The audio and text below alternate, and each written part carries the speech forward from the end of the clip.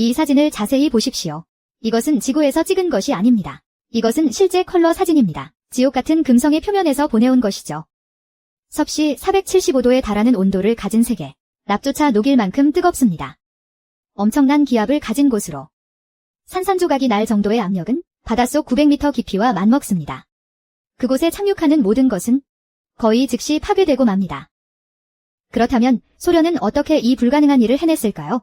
어떻게 우주선 베네라 14호가 그 용광로 속에서 57분 동안 생존하여 이 충격적인 사진들을 보내올 수 있었을까요? 여러분은 곧 보게 될 것입니다. 금성의 독성 구름 아래에 실제로 무엇이 숨겨져 있는지는요.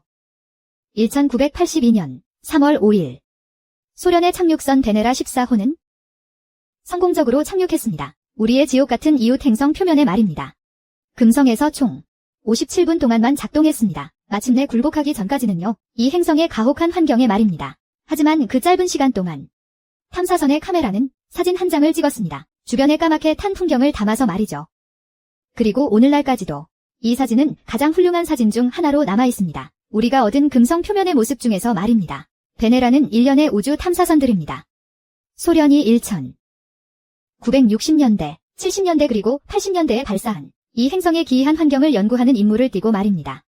하지만 그것은 또한 목표를 가진 프로젝트였습니다. 첫 근접 촬영 사진을 기록하려는 다른 행성의 표면에서 말입니다.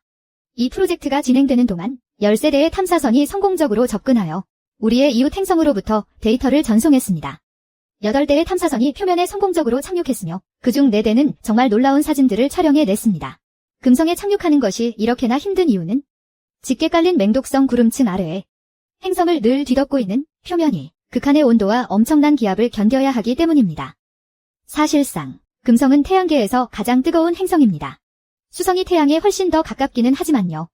이곳의 온도는 대략 섭씨 475도 안팎을 오르내립니다. 조금 더 알기 쉽게 설명해 드리자면 무려 7배나 더 뜨거운 온도입니다. 가장 높았던 최고 기온과 비교했을 때 말이죠. 지구에서 관측된 역사상 게다가 납을 녹여버릴 정도로 엄청난 열기랍니다. 하지만 이건 그저 금성 표면의 온도에 불과합니다. 그 짙고 두꺼운 구름층 전체가 짓누르는 기압은 지구 대기압의 90배를 훌쩍 뛰어넘습니다.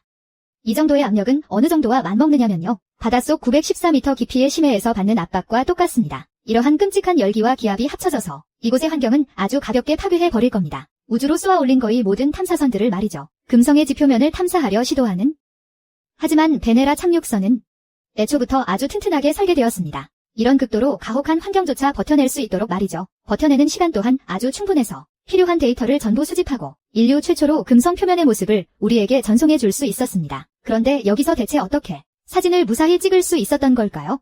지옥같이 끔찍한 환경 속에서 말입니다. 기존에 모아둔 데이터들을 종합해보면 만약 카메라를 탐사선 보호막 바깥에 그대로 설치했을 경우 엄청난 기압과 펄펄 끓는 열기가 카메라를 박살 내버릴 테니까요. 그래서 영리한 엔지니어들은 촬영 장비를 착륙선 내부 깊숙이 숨겨두었습니다. 특수하게 제작된 작은 창문을 통해서 지표면에서 들어오는 빛이 잔망경을 통과하게 만들었고 그 빛을 렌즈를 거쳐 카메라 쪽으로 꺾이게 유도한 것입니다. 그렇게 내부에 안전하게 보호된 채로 말이죠. 베네라 9호는 6월 8일에 우주를 향해 성공적으로 발사되었습니다. 1975년 금성 표면 사진 촬영을 시도한 첫 번째 임무였습니다. 이 기술을 사용하여 탐사선이 성공적으로 착륙했지만 불행히도 2대의 카메라 중 하나의 렌즈 덮개만 분리되었습니다. 원래는 파노라마 사진을 예상했지만 360도의 이 착륙선 주변에 180도 사진이 되고 말았습니다. 하지만 어쨌든 우리는 첫 모습을 보게 되었습니다. 이 그을린 풍경에 대한 사진 맨 아래에 있는 흰색 물체는 착륙선의 일부분이며 이 왜곡 현상은 구형 베네라 영상 시스템으로 인해 발생했습니다. 각진 바위들과 풍화된 암석들이 풍경의 대부분을 차지하고 있으며 많은 부분이 흙 속에 묻혀 있습니다. 그리고 신비로운 지평선이 왼쪽과 오른쪽 위 모서리에 선명하게 나타납니다. 베네라 9호의 뒤를 이어 베네라 10호가 표면에 닿았습니다. 10월 25일에 1975년 불행히도 다시 한번 렌즈 덮개 중 하나만이 제대로 분리되어 180도의 파노라마 사진을 보내왔습니다. 약 65분 후 작동을 멈추기 전까지 과학자들에 따르면 사진에 나타난 빛은 흐린 여름날 지구의 모습과 비슷했습니다. 아래에 있는 물체들은 우주선의 부품이며 그리고 지표면은 평평한 암석들로 덮여 있는 것 같았습니다. 화산지대와 유사합니다. 지구에서 발견되는 1978년 12월에 베네라 11호와 베네라 12호가 금성에 착륙하여 1시간 이상 데이터를 수집했습니다. 최초의 컬러 사진을 찍는데도 성공했지만 불행히도 두 경우 모두 렌즈캡 문제가 다시 발생했습니다.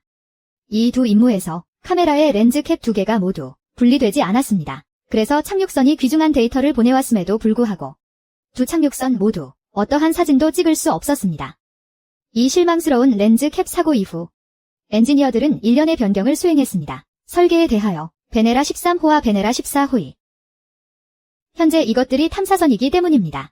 유일한 금성의 풍경을 담은 컬러 사진을 전송했던 탐사선 베네라 13호는 금성에 착륙했습니다. 3월 1일에 1982년. 표면에 닿았을 때 렌즈캡이 성공적으로 튕겨나갔고 카메라가 파노라마 사진을 찍기 시작했습니다. 우주선 주변에 착륙 탐사선은 127분 동안 작동했습니다. 신호가 끊기기 전까지 이는 표면의 색상을 기록하기에 충분한 시간이었습니다. 그것은 기이한 풍경이었습니다. 어둡고 평평하며 여러 겹으로 된 암석들이 지배하고 있었고 이곳에 흙은 미세한 입자처럼 빈 공간을 채우고 있었습니다. 착륙선 앞에 놓인 렌즈 캡을 볼 수 있으며 사진 구석에는 멀리 있는 지평선도 볼 수 있습니다. 단 나흘 후 3월 5일 1982년 베네라 14호는 금성의 다른 지역에 성공적으로 착륙했습니다. 쌍둥이 형제와 마찬가지로 렌즈 캡도 성공적으로 분리되어 우리가 더 많은 것을 볼 수 있게 해주었습니다. 이 행성의 지형을. 하지만 이번에는 땅이 더 많이 갈라진 것처럼 보였고 흙물질은 거의 없었습니다. 베네라 사진에서 보였던 입자와 같은 13호에서 다시 한번 밀려난 렌즈 캡을 볼 수 있습니다. 그리고 저 멀리 희미한 지평선이 보입니다. 각각의 이 놀라운 사진들은 우리에게 짧은 순간이나마 엿볼 수 있게 해줍니다. 어떤 한 세계에 대해서 말입니다. 그곳은 완전히 덮여 있습니다. 아주 두꺼운 구름으로 말입니다. 표면이 철저한 수수께끼일 정도로요. 최초의 착륙선이 도착하기 전까지는 말이죠. 그들은 우리에게 하늘을 보여주었습니다. 쩍쩍 갈라진 대지 위로 노란빛이 감도는 낯설면서도 어딘가 익숙한 이 황량한 풍경 말입니다. 그들은 한 가지 사실을 발견했습니다. 금성의 환경이 너무나도 가혹해서 지구의 어떤 생명체도 그곳에서는 살아남을 수 없다는 것을요. 하지만 이 세계도 한때는 지구와 아주 비슷했을지도 모릅니다. 어떤 끔찍한 변화를 겪기 전까지는 말이죠. 재앙과도 같은 기후 변화를 말입니다. 벌써 수십 년이 흘렀습니다. 우리가 새로운 시각으로 들여다본 지도 말입니다. 바로 그 아래에 있는 불타버린 우리 이웃 행성의 짙은 구름 속을요. 하지만 그 상황도 이제 곧 바뀔 것 같습니다. 왜냐하면 불타는 지옥과도 같은 이 행성에 곧 새로운 방문객들이 찾아올 예정이기 때문입니다. 가장 기대되는 것 중 하나는 바로 나사의 다빈치 임무입니다. 이 임무를 통해 우리는 그 기원과 금성의 진화 과정 그리고 현재 상태를 연구하게 될 것입니다. 구름 꼭대기부터 저 아래 지표면까지 말이죠. 이 임무의 예상 발사 시기는 대략 2029년 즈음입니다. 그래서 우리는 조금 더 기다려야 할 겁니다. 하지만 우주선이 그 곁을 스쳐 지나가는 동안 다빈치는 하강 탐사선을 분리할 예정입니다.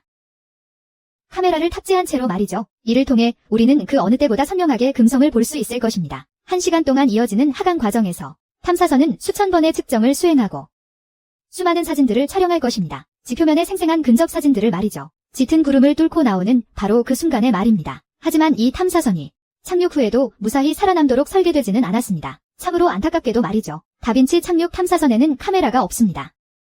파노라마 기능이 있는 카메라 말입니다. 이는 과거 베네라 착륙선이 찍은 오래된 사진들이 여전히 가장 훌륭한 근접 사진일 수 있다는 것을 의미합니다. 우리가 얻을 수 있는 이 지옥 같은 이웃 행성에 대한 사진 중에서 앞으로 수년 동안은 말입니다. 이는 뛰어난 기술력에 대한 훌륭한 증거입니다. 과거 탐사 임무에 적용되었던 기술력 말이죠. 이처럼 획기적인 우주 탐사에 수년 전에 이루어진 일인데도 말입니다. 다빈치 탐사선은 또한 나사의 수많은 임무를 위한 길을 열어줍니다. 그리고 2030년대에 있을 에사의 임무를 위해서도 말입니다. 새로운 한계를 개척함으로써 말이죠. 이 탐사선은 금성에 과연 바다가 존재하는지 혹은 적어도 과거에 바다가 존재했었는지 알아내는 데 도움을 주며 그리고 그곳의 기후 시스템과 대기권이 어떻게 진화해왔는지를 파악하게 해줍니다. 수십억 년의 세월 동안 말입니다. 또 다른 중요한 해답은 바로 나사가 다빈치 탐사선을 통해 기대하는 것으로 금성에 실제로 생명체가 존재한 적이 있었는지 그리고 그 생명체가 어떻게 사라졌는지 밝혀내는 것입니다. 이 행성의 역사 속에서 말이죠. 다빈치 탐사선은 현재 여전히 나사에서 제작되고 있습니다. 독특한 우주선의 모습을 묘사한 그래픽을 보면